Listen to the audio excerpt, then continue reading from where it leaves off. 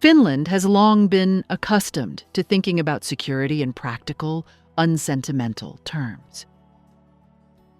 Geography, history, and climate have shaped a defense culture that prioritizes preparedness over rhetoric and resilience over spectacle. In this context, Helsinki's recent focus on anti-drone defense is not a dramatic shift, but a logical continuation of how Finland interprets modern threats and adapts to them quietly, methodically, and with long-term intent. Unmanned aerial systems have fundamentally altered the character of contemporary conflict. What once required advanced air forces and expensive platforms can now be achieved with commercially derived drones, modest technical expertise, and relatively low financial barriers. Conflicts over the past decade, most visibly in Ukraine, have demonstrated how drones can be used for reconnaissance, targeting, disruption of logistics, and even direct attacks on critical infrastructure. For Finnish planners, these developments are not distant case studies, but concrete warning signals relevant to national defense planning. Finland's concern is not limited to large-scale warfare.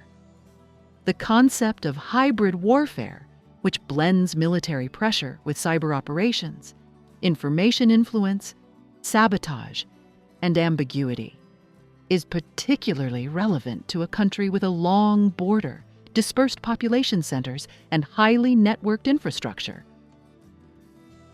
Drones fit naturally into this gray zone environment. They can operate below traditional thresholds of escalation, create uncertainty, and impose defensive costs without triggering an overt military response. From Helsinki's perspective, ignoring this layer of threat would leave a dangerous gap in national resilience. Rather than responding with dramatic expansions of traditional air defense, Finland has taken a more calibrated approach. Anti-drone defense is treated as a distinct problem set, requiring different tools and a different logic than high-altitude or long-range missile threats. The emphasis is placed on early detection, electronic warfare, and non-kinetic neutralization. Sensors capable of identifying small, low-flying objects are combined with systems designed to disrupt navigation, communications, or control links. This reflects a deliberate preference for solutions that are scalable, adaptable, and economically sustainable. Cost discipline is a recurring theme in Finnish defense thinking. Shooting down a low-cost drone with an expensive missile is not considered a viable long-term strategy. Instead, Finland prioritizes methods that impose disproportionate costs on the attacker. Electronic countermeasures, passive detection networks, and modular systems that can be deployed across multiple sites align with the broader Finnish principle of distributed defense. The goal is not to defend everything with equal intensity, but to ensure that no single vulnerability can be easily exploited. This approach is also shaped by Finland's terrain and climate. Dense forests, long distances, and harsh winter conditions complicate the deployment of centralized defense assets. Anti-drone capabilities must function reliably in cold temperatures, low visibility, and remote environments. Finnish forces have extensive experience operating under such conditions, and this expertise informs procurement choices and system design. The emphasis is on robustness and maintainability rather than technological novelty for its own sake. Domestic industry and international cooperation both play important roles in this effort. Finland does not seek complete self-sufficiency, but it does value technological autonomy and supply chain security. Partnerships with foreign suppliers are balanced with investments in local companies specializing in sensors, integration, and electronic warfare. This not only strengthens national defense, but also supports a broader ecosystem of technical expertise that can evolve as threats change. Since joining NATO, Finland's anti-drone focus has acquired an additional dimension. Membership in the alliance does not mean abandoning national defense traditions.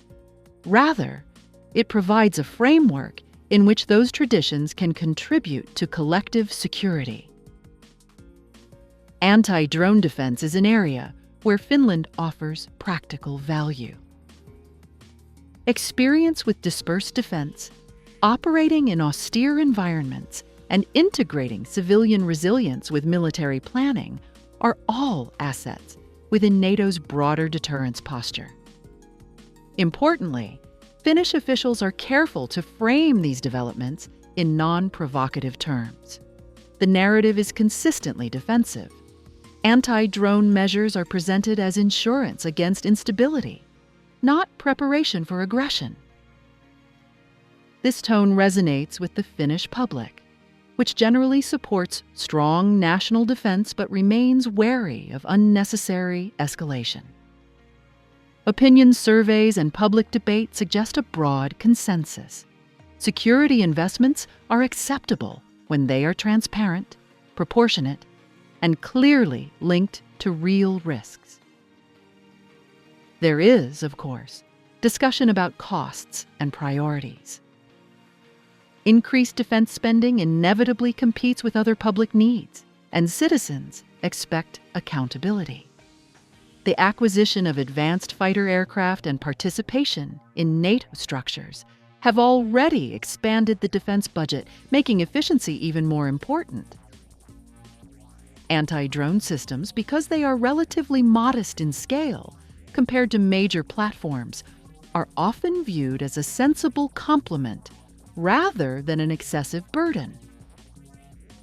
Public trust is a critical element of Finland's security model.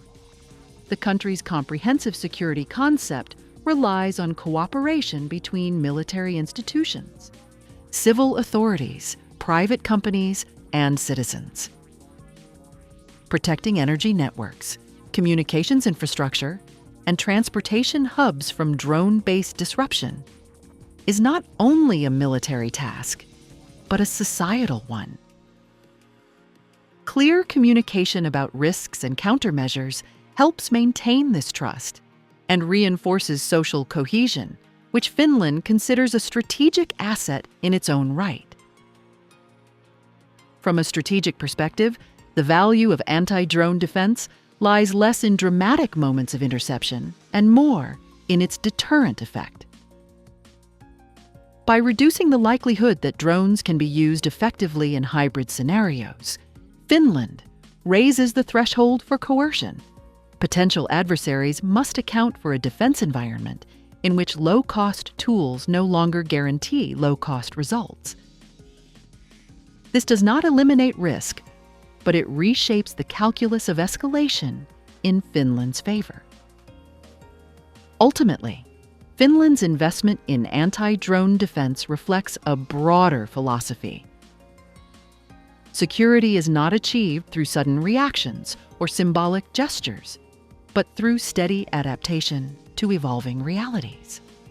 The focus on drones illustrates how Helsinki interprets modern conflict: fragmented, ambiguous, and technologically fluid. By addressing these challenges early and pragmatically, Finland aims not to prepare for war as an inevitability, but to make conflict an unattractive option in the first place. For Finnish viewers, this story is familiar in tone, if not in technology. It is about foresight rather than fear, restraint rather than bravado. Anti-drone defense is only one component of national security, but it captures the essence of Finland's approach. Understand the threat clearly, respond proportionately, and build resilience that endures. In an era of rapid change and strategic uncertainty, that quiet consistency may be Finland's strongest form of deterrence.